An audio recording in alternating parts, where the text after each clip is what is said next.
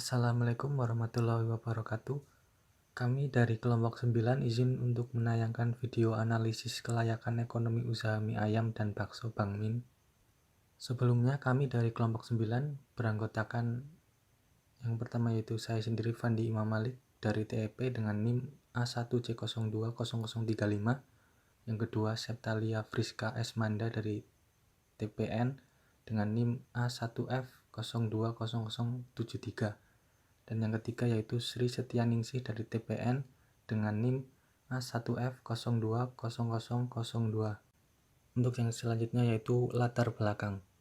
Rakyat Indonesia masih banyak yang kesusahan dalam mendapatkan pekerjaan. Berbagai macam pekerjaan mereka lakukan supaya tidak menjadi pengangguran. Mulai dari buruh, petani maupun pedagang, semua dilakukan untuk bisa mencukupi kebutuhan hidup sehari-hari. Salah satu contoh yang banyak diminati adalah sebagai pedagang kuliner makanan. Bisnis kuliner dikatakan cukup menguntungkan dan perkembangannya begitu pesat dilihat dari banyaknya orang yang membuka usaha makanan, mulai dari makanan tradisional sampai makanan modern, semuanya tersebar di berbagai wilayah Indonesia. Yang selanjutnya ada metode penelitian.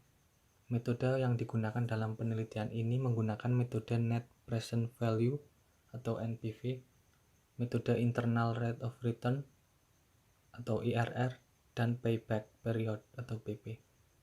Hasil penelitian pada aspek keuangan dari NPV, IRR, dan PBP diharapkan nantinya menunjukkan bahwa semua kriteria kelayakan sudah terpenuhi, sehingga pengembangan usaha layak dilaksanakan dengan kondisi yang masih normal. Selanjutnya ada hasil dan pembahasan. Banyaknya persaingan antar pedagang kuliner makanan di berbagai wilayah, maka diperlukannya analisis kelayakan usaha. Studi kelayakan usaha ekonomi merupakan suatu penelitian tentang layak atau tidaknya suatu usaha dilakukan. Studi kelayakan ekonomi sangat penting dalam merintis usaha baru, pengembangan usaha, dan untuk memilih proyek yang paling memberikan manfaat ekonomis. Hasil penelitian bisa dijadikan rekomendasi serta evaluasi pengembangan usaha untuk di masa mendatang. Yang pertama yaitu ada biaya investasi. Biaya investasi merupakan biaya yang dibutuhkan untuk membiayai pendirian usaha hingga usaha tersebut benar-benar dapat berdiri atau sukses. Biaya investasi didapat dari biaya yang relatif tahan lama atau tidak sekali pakai. Berikut adalah tabel komponen dari biaya investasi yang meliputi pembuatan stand, gerobak, meja dan kursi, mangkok, sendok dan garpu, kompor, gelas, tabung gas 3 kg, spanduk, panci, kipas angin, kulkas, dan lampu, yang masing-masing sudah dihitung unit dan harganya, sehingga didapat total biaya investasi sebesar 26.380.000. Dengan sumber dana investasi dari kredit sebesar 75% dan modal sendiri 25%. Dari kredit didapat 19.785.000 dan dari modal sendiri didapat 6.595.000. Selanjutnya yaitu biaya modal kerja. Biaya modal kerja merupakan biaya yang dibutuhkan untuk membiayai operasi usaha yang didirikan hingga usaha tersebut benar-benar dapat beroperasi. Pada biaya ini terdapat biaya tetap dan biaya variabel. Dari perhitungan sudah dilakukan, didapat biaya tetap sebesar 925.000 dan biaya variabel sebesar 12.695.000. Setelah didapat biaya tetap dan biaya variabelnya, selanjutnya kita buat tabel terkait modal kerja per bulannya. Berikut adalah rincian dari biaya modal kerja per bulannya. Yang pertama ada biaya tetap dengan total per bulannya yaitu 925.000 dan total per tahunnya sebesar 11.100.000. Yang kedua biaya variabel per bulannya 12.695.000 dan per tahunnya 152.340.000, sehingga total biayanya yaitu 13.620.000 untuk per bulan dan yang per tahun 163.440.000. Modal kerja per bulan yaitu 13.620.000. Sumber modal kerja dari kredit 75% didapat 10.215.000 dan modal sendiri sebesar 25% didapat 3.405.000. Selanjutnya yaitu prediksi kas masuk. Prediksi kas masuk bertujuan untuk mengetahui apakah usaha yang akan dijalankan akan mengalami keuntungan atau malah mengalami kerugian. Dalam hal ini kita perlu melakukan penghitungan semua biaya dalam 1 minggu atau bisa juga dalam 1 hari. Kemudian kita harus menghitung pendapatan yang diperoleh dalam 1 hari atau 1 minggu atau 1 bulan yang nanti digunakan dengan semua biaya yang ada. Berikut adalah tabel komponen prediksi kas masuk. Didapat total pendapatan per harinya yaitu Rp751.500 dan total pendapatan per tahunnya yaitu Rp252.504.000. Selanjutnya ada proyeksi laba rugi. Yang pertama ada pemasukan per tahunnya yaitu sebesar Rp252.504.000 dan biaya pengeluaran yang meliputi biaya tetap, biaya variabel, depresiasi, angsuran bank, dan pajak tempat yang jika ditotalkan hasilnya Rp178.740.000. Jadi didapat laba bersihnya sebesar Rp73.764.000. Yang selanjutnya yaitu net present value atau NPV. NPV atau nilai sekarang bersih merupakan analisis keuangan yang digunakan dari nilai sekarang arus kas bersih yang akan diterima dibandingkan dengan nilai sekarang dari jumlah investasi yang dikeluarkan. Dengan kata lain, NPV adalah jumlah kenaikan keuntungan yang didapatkan karena melakukan suatu investasi. Kriteria penilaian NPV: jika NPV kas bersih masa mendatang memiliki nilai lebih daripada nilai investasi yang harus dikeluarkan sekarang, maka usaha cukup layak dijalankan. Yang kedua, jika NPV lebih kecil dari nilai investasi sekarang, usaha dikatakan merugi.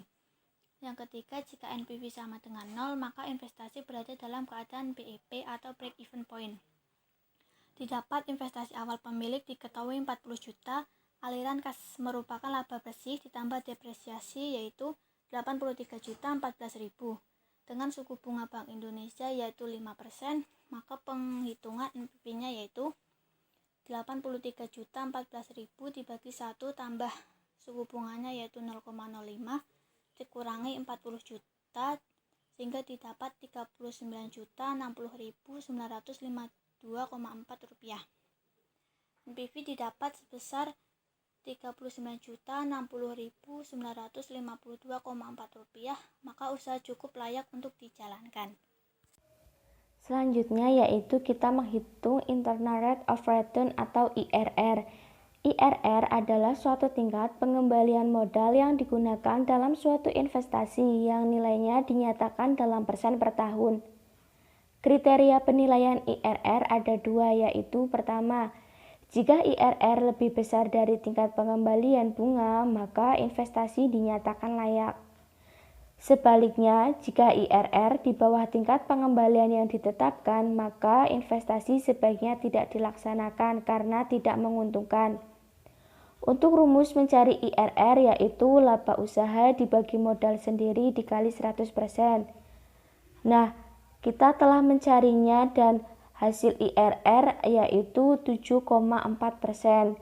Dari hasil tersebut ternyata diperoleh bahwa IRR lebih besar dari suku bunga dasar kredit bank yaitu sebesar 5%. Jadi menurut IRR usaha tersebut layak untuk dijalankan. Langkah terakhir yaitu kita menghitung PP atau biasa disebut payback period. PP adalah suatu periode yang diperlukan untuk menutup kembali pengeluaran investasi dengan menggunakan aliran kas. Nilai kas bersih merupakan penjumlahan laba setelah pajak ditambah dengan penyusutan. Rumus PP sendiri yaitu investasi dibagi kas bersih per tahun dikali 1 tahun. Nah, dari hasil itu kita telah peroleh hasilnya yaitu 0,48 tahun. Artinya, pengembalian investasi dengan nilai kas bersih per tahun dapat ditutupi dalam 5 bulan 8 hari. Setelah kita menganalisis kelayakan usaha, kita peroleh hasil yang pertama ada NPF, nilainya 39.060.952,4. Yang kedua ada IRR nilainya 7,4% dan yang ketiga ada PP nilainya 0,48. Dari ketiga kriteria tersebut memenuhi syarat bahwa usaha tersebut ternyata layak untuk dijalankan. Dari analisis yang telah kami lakukan dapat kita ambil kesimpulannya bahwa usaha mie ayam dan bakso Bang Min itu memiliki kelayakan ekonomi yang ditunjukkan dari nilai NPF, nilai RR, dan nilai PP. Walaupun demikian, kelayakan ekonomi juga ditentukan oleh tingkat produksi, harga produk, dan penggunaan biaya produksi oleh pemilik usaha. Tingkat produksi yang tinggi, harga produk yang lebih menguntungkan, dan biaya produk yang efisien menyebabkan tingkat kelayakan ekonomi semakin besar. Terima kasih, itu saja yang dapat kelompok kami sampaikan. Kurang lebihnya mohon maaf. Wassalamualaikum warahmatullahi wabarakatuh.